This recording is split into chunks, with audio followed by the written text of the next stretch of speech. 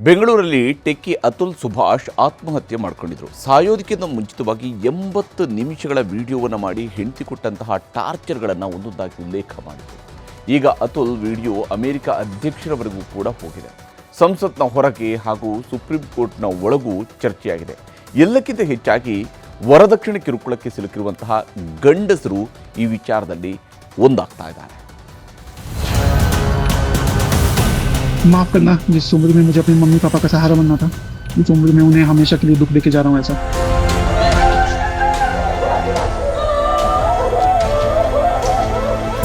ಬದುಕಿ ಬಾಳಬೇಕಿದ್ದವ ಹೆಣವಾಗಿದ್ದಾನೆ. ಮಗನನ್ನ ಕಳೆದುಕೊಂಡು ಹೆತ್ತವರು ಗೋಳಾಡಿ ಕಣ್ಣೀರು ಹಾಕ್ತಿದ್ದಾರೆ. ಮಾರತಹಳ್ಳಿಯಲ್ಲಿ ಸೋಮವಾರ ರಾತ್ರಿ ಇಂಜಿನಿಯರ್ ಅತುಲ್ ಸುಭಾಷ್ ಆತ್ಮಹತ್ಯೆಗೆ ಶರಣಾಗಿದ್ದ. ಈಗ ಅತುಲ್ ಆತ್ಮಹತ್ಯೆ ಮಾಡಿಕೊಂಡಿದ್ಯಾಕೆ ಅನ್ನೋ ಒಂದೊಂದೇ ಕಹಿ ಸತ್ಯ ಬಯಲಾಗ್ತಿವೆ. ರಾಜ್ಯ ಮಾತ್ರವಲ್ಲ, ದೇಶ ವಿದೇಶದಲ್ಲಿ ಈ ಪ್ರಕರಣ ಸಂಚಲನ ಸೃಷ್ಟಿಸಿದೆ. ಗಂಡಸರಿಗೆ ರಕ್ಷಣೆಯೇ ಇಲ್ವಾ ಅನ್ನೋ ಪ್ರಶ್ನೆ ಎದ್ದಿದೆ. ಪುರುಷರು ಮಾತ್ರವಲ್ಲ, ಹೆಣ್ಣು ಮಕ್ಕಳು ಕೂಡ ಅತುಲ್ ಸಾವಿಗೆ ನ್ಯಾಯ ಸಿಗಲೇಬೇಕು ಅಂತ ಸೋಷಿಯಲ್ ಮೀಡಿಯಾದಲ್ಲಿ ಟ್ರೆಂಡ್ ಸೃಷ್ಟಿಸಿದ್ದಾರೆ. ಅತುಲ್ ಕೇಸ್ಗೆ ಸ್ಫೋಟಕ ಟ್ವಿಸ್ಟ್. 2019ರಲ್ಲಿ ಅತುಲ್ ನಿಖಿತಾ ಮದುವೆ ಆಗಿರ್ತಾರೆ. ಹಣದಾಸೆಗೆ ಬಿದ್ದ ನಿಖಿತಾ ಹಾಗೂ ಕುಟುಂಬಸ್ಥರು ಹಣ ಕೀಳೋದಕ್ಕೆ ಪ್ಲಾನ್ ಮಾಡಿದ್ರು. ಯಾವಾಗ ಅತುಲ್ ದುಡ್ಡು ಬಿಚ್ಚಲಿಲ್ಲವೋ ಮಗು ಜೊತೆ ನಿಖಿತಾ ಮನೆ ಬಿಟ್ಟು ಹೋಗಿದ್ಲು. ಹೇಗಾದ್ರೂ ಹಣ ಪಡೀಬೇಕು ಅಂತ ಸುಳ್ಳು ಕೇಸ್ ಹಾಕೋದಕ್ಕೆ ಶುರು ಮಾಡಿದ್ಲು. ಇದೇ ಹೊತ್ತಲ್ಲಿ ನಿಖಿತಾ ತಂದೆ ಹೃದಯಾಘಾತದಿಂದ ಸಾವನ್ನಪ್ಪಿದ್ರು. ತಂದೆಯ ಸಾವನ್ನು ಬಂಡವಾಳ ಮಾಡಿಕೊಂಡ ನಿಖಿತಾ, ನನ್ನ ಗಂಡ 10 ಲಕ್ಷ ರೂಪಾಯಿ ವರದಕ್ಷಿಣೆ ಕೇಳಿದ್ರಿಂದ ಶಾಕ್ಗೆ ಒಳಗಾಗಿ ನನ್ನ ತಂದೆ ಸಾವನ್ನಪ್ಪಿದ್ದಾರೆ ಅಂತ ಕೇಸ್ ದಾಖಲಿಸಿದ್ಲು. ಇದರ ಜೊತೆಗೆ ಬರೋಬ್ಬರಿ 9 ಕೇಸ್ ಹಾಕಿದ್ಲು.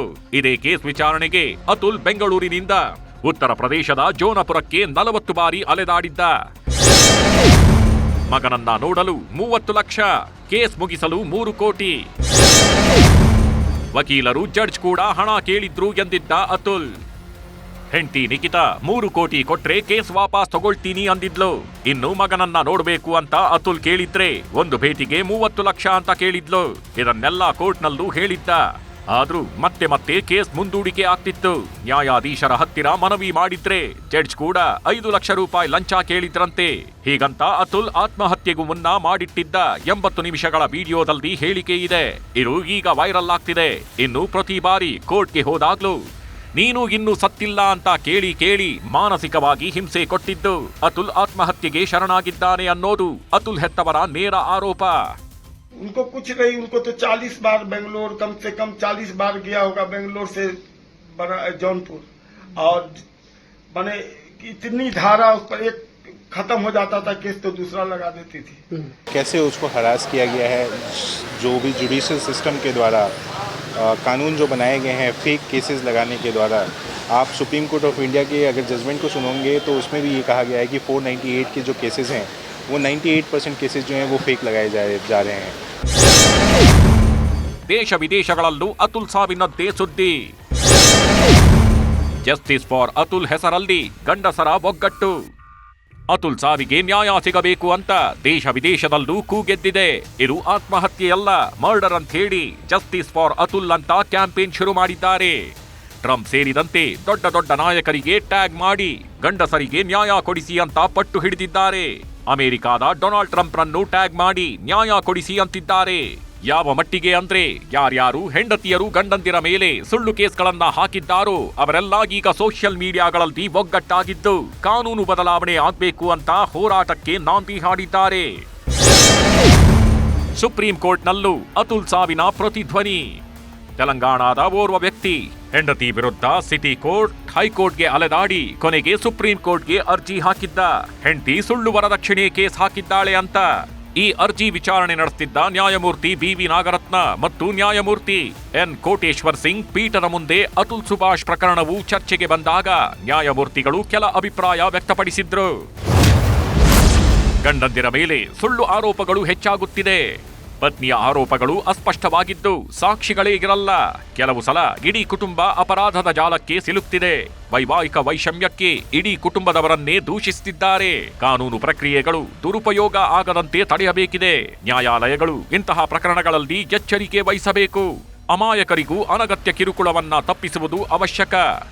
ಇದು ಸುಪ್ರೀಂ ಕೋರ್ಟ್ ವ್ಯಕ್ತಪಡಿಸಿರುವ ಅಭಿಪ್ರಾಯ. ಆದರೆ ಹೆಂಡತಿಯರಿಂದ ಬೇಸತ್ತ ಗಂಡಸರೆಲ್ಲ ಈಗ ಸುಳ್ಳು ಕೇಸ್ ಹಾಕೋ ಪತ್ನಿಯರ ಮೇಲೆ ಕಾನೂನು ಬಿಗಿಯಾಗಬೇಕು ಅಂತ ಅರ್ಜಿ ಹಾಕಲು ಸಿದ್ಧತೆ ಮಾಡ್ಕೊಳ್ತಿದ್ದಾರೆ. बड़ा ही दुर्भाग्यपूर्ण है और जज का रवैया तो काफ़ी जिस ढंग से उन्होंने, ऐसा भी सुनने में आ रहा है कि एक वीडियो भी बना के उन्होंने सारी बातें कही हैं, तो ये दुर्भाग्यपूर्ण है. इस पर एक्शन होना चाहिए. मुझे लगता है कि हाई कोर्ट इस पर चुप नहीं बैठेगा. हाई कोर्ट निश्चित तौर पर जो भी महिला न्यायाधीश रही होंगी उन पर एक्शन लेगा. 498A का जहाँ तक सवाल है, आप भी जानती है, पूरा समाज जानता है कि आज की तारीख में इसका दुरुपयोग ज़्यादा हो रहा है. ಸದ್ಯಕ್ಕೆ ಅತುಲ್ ಸುಭಾಷ್ ಸಹೋದರನ ದೂರಿನ ಮೇರೆಗೆ ಬೆಂಗಳೂರಿನ ಮಾರತ್ಹಳ್ಳಿ ಪೊಲೀಸರು ತನಿಖೆ ಚುರುಕುಗೊಳಿಸಿದ್ದಾರೆ. ಅತುಲ್ ಪತ್ನಿ ನಿಖಿತಾ, ಅತ್ತೆ ನಿಶಾ ಸಿಂಘಾನಿಯಾ, ಬಾಮೈದ ಅನುರಾಗ್ ಸಿಂಘಾನಿಯಾ ಹಾಗೂ ಸುಶೀಲ್ ಸಿಂಘಾನಿಯಾ ವಿರುದ್ಧ ಎಫ್ಐಆರ್ ದಾಖಲಿಸಿದ್ದಾರೆ. ಜೊತೆಗೆ ಬೆಂಗಳೂರಿನಿಂದ ಪೊಲೀಸ್ ಟೀಮ್ ಪತ್ನಿ ಹಾಗೂ ಆರೋಪಿತರನ್ನ ವಶಕ್ಕೆ ಪಡೆಯಲು ಉತ್ತರ ಪ್ರದೇಶಕ್ಕೆ ಹೋಗಿದೆ. ಮೃತರು ನೇಣು ಹಾಕಿಕೊಳ್ಳಲು ಅವರ ಹೆಂಡತಿ ಮತ್ತು ಸಂಬಂಧಿಕರು ಸಾಕಷ್ಟು ಪ್ರಕರಣಗಳು ಉತ್ತರ ಪ್ರದೇಶದಲ್ಲಿ ದಾಖಲಾಗಿದ್ದು ಅದನ್ನು ಇತ್ಯರ್ಥಪಡಿಸಲು ಹಣಕ್ಕೆ ಡಿಮ್ಯಾಂಡ್ ಇಟ್ಟಿದ್ದರು ಮತ್ತು ಅವರಿಗೆ ಹ್ಯಾರಾಸ್ಮೆಂಟ್ ಇರೋದರಿಂದ ಅವರು ನೇಣು ಹಾಕ್ಕೊಂಡು ಸತ್ತಿರುತ್ತಾರೆಂದು ಫಿರ್ಯಾದಿ ನೀಡಿದ್ದು ಅದಕ್ಕೆ ಸಂಬಂಧಪಟ್ಟಂತೆ ತನಿಖೆ ನಡೆಯಿತು. ಭಾರತದಲ್ಲಿ ಮಹಿಳೆಯರ ಸುರಕ್ಷತೆಗೆ ಕಾನೂನು ಕವಚವಾಗಿರೋದು ಸತ್ಯ. ಆದ್ರೆ ಅದೇ ಕಾನೂನನ್ನ ದುರುಪಯೋಗ ಪಡಿಸಿಕೊಳ್ಳೋ ಮಹಿಳೆಯರ ಸಂಖ್ಯೆನೂ ಏರಿಕೆಯಾಗ್ತಿದೆ. ಈಗ ನೊಂದ ಗಂಡಸರೆಲ್ಲ ಒಂದಾಗ್ತಿದ್ದು ಸುಳ್ಳು ಕೇಸ್ ಹಾಕೋ ಸತೀಮಣಿಯರ ಮೇಲೆ ಸಮರ ಸಾರಿದ್ದಾರೆ. ನೋಡ್ಬೇಕು ಮುಂದೇನಾಗುತ್ತೆ ಅಂತ. Gangadhar Vakata, crime bureau, news 18.